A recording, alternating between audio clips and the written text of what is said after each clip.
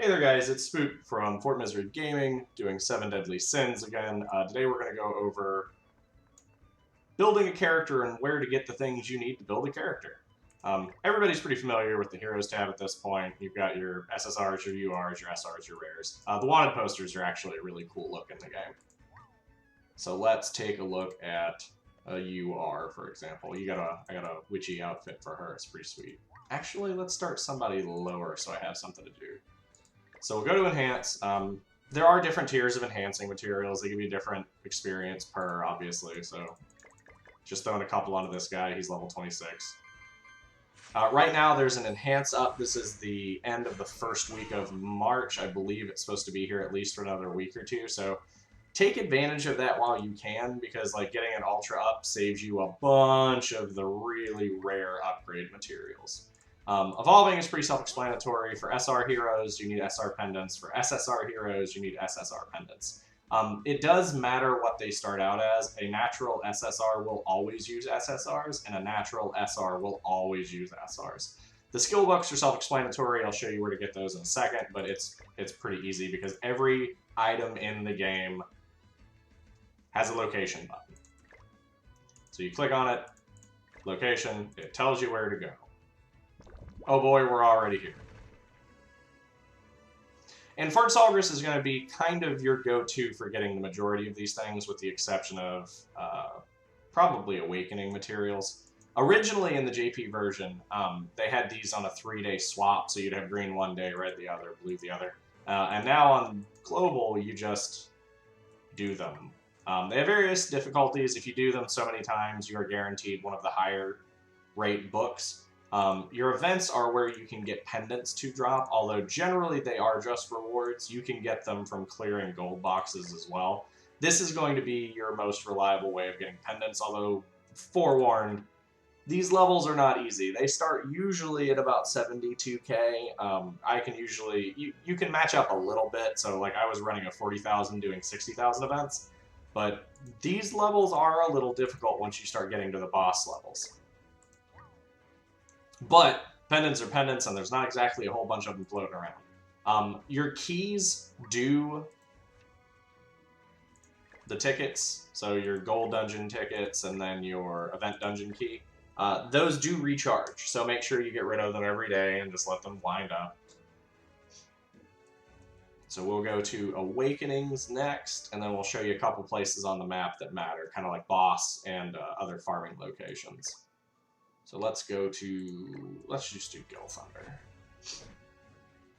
So all Awakenings up through here are going to require one of two bloods. It's either Demon Blood or Angel Blood. You can hit location. It tells you literally anywhere you can get them. Same is required for like the silver materials. And the good thing about a lot of the books and bloods are that you can go talk to King in here, and he has an exchange shop.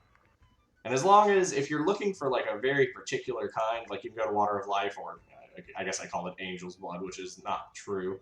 But see how I have a tier high one? You can lower exchange it into 2 of the lower ones. So if you have a bunch of them and you're trying to get stuff done, I don't really recommend doing the 5-star one or the 6-star one, because like that's the only one I have.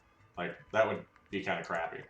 But it lets you swap books, it lets you swap Awakening Stones, and you can upgrade a lot of your potions. So if you end up stuck at the 2 or 3 tiers and you really need some 4s and 5s, you do have a lot of opportunities to actually meld those upwards. Especially if you're just on XP grind. It takes a significant amount of time to actually get there. Alright, let's hop back to the world. So you'll see each level has its own rewards, and that's kind of how you can tell where you need to farm. So like the boss battle, Melee of Phantasms, you both have tier 5 chalices, which are really good. You have SSR equipment, naturally, which is very hard to get, and they aren't easy to come across throughout most of the game. So boss battles are usually going to be your best bet for the higher end stuff. Let's go to Downley. You can also get a lot of this stuff in pop-up shops occasionally. They're not common things, but they do show up. So you've got boss battle force the outlaws, again, chalices, SSR equipment, stuff like that. There are locked dungeons where you can get food. And if nobody's told you guys yet, you definitely want to have food buffs when you're going into some of the harder stuff, because having an extra 10% damage or 20% crit rate or stuff like that is very, very useful, and a lot of people kind of skip it, so make sure you keep up on cooking, especially because that's an easy way to make money. Right now, there are a bunch of events going on, and for a couple of them, you do actually get SSR pendants, so you want to take care of those. They're under, I believe, achievements, and down here at the bottom where the flag is. So after so many points, you get an SSR pendant. I believe you can do this up to 3 times. And usually you get a gem or 2 and some SSR stuff to sell back to make some money. So it's not too bad. I've already finished Operation Relocation Hide and Seek. I'm almost done with rules, that kind of thing. So that's pretty much it. There's not a lot to it. It is simple, but it is very intuitive in the sense that it tells you where you need to go.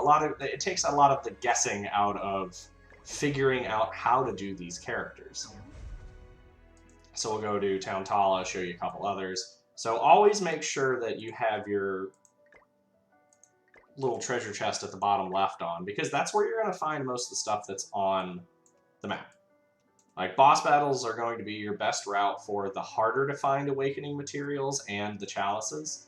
And as far as pendants go, you're going to want to farm events, but you do have the option of doing the special dungeon, the event dungeon in Solgris, because these are the only way to really reliably get them to drop unless you're getting them as rewards. Your SR pendants, you're not really going to run into a problem getting. Your SSRs are really where the hardship is. It's not too bad, but it's bad enough to be considered, so keep an eye out for them.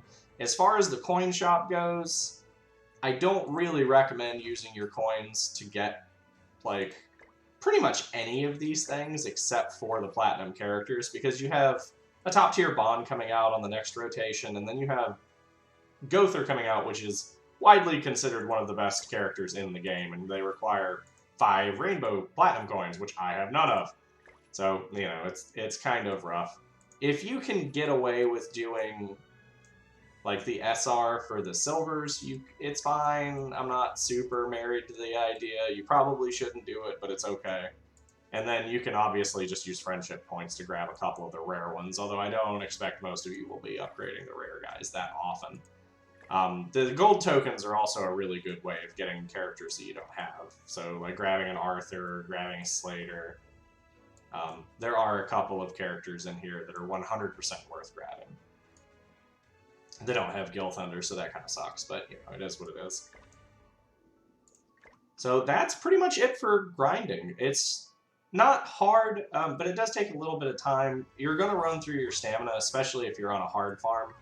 And boss battles are usually 10 to 15 a pop. As you can tell, I'm a couple of levels behind a lot of the bigger guys, so it's not too bad, but it's not great either. So keep an eye out for it. Just make sure that if there's something you're looking for, always see if it lets you go to location on it. Because you can literally find these anywhere. Exchange materials, coin shop, dragons, got an anvil, fight festival. So it will always tell you where to get these things. It's just a matter of you kind of going out there and getting them. So it's not hard. You should be able to do it. If I can do it, and I'm really bad at these games, you should be able to do it too. So get out there, make your guys as strong as possible. I'll see you on PvP, which is out. You can do the fight festival. And right now I really recommend it because it's mostly bots, but I can go over that in a separate video as well. So good luck, get your dudes as strong as possible, finish up the story mode, and get ready for the next chapter to get released. And don't get miserable.